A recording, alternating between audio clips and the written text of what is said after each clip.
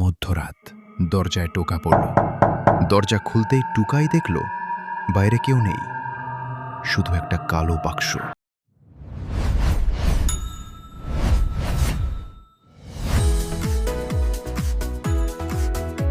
এক ছোট্ট গ্রামে থাকত টুকাই। সে খুব সাহসী হলেও ভূতের গল্পে ভয় পেত। সেদিন গভীর রাতে হঠাৎ টুকাই দরজা খুলে অবাক।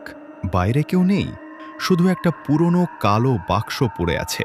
বাক্সটার ওপর লেখা ছিল, খুললে বিপদ। কিন্তু টুকাই কৌতূহল সামলাতে পারল না।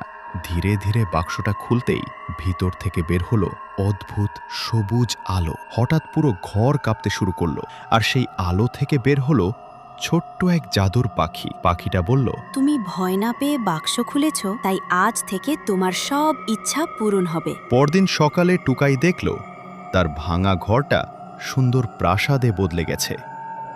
কিন্তু গ্রামের লোকেরা আজও বলে, মধ্যরাতে নাকি আবার সেই কালো বাক্স দেখা যায়। এমন আরও মজাদার ভিডিও দেখতে এখনই আমাদের চ্যানেল রঙিন গল্পঘর উইথ লিলু সাবস্ক্রাইব করো।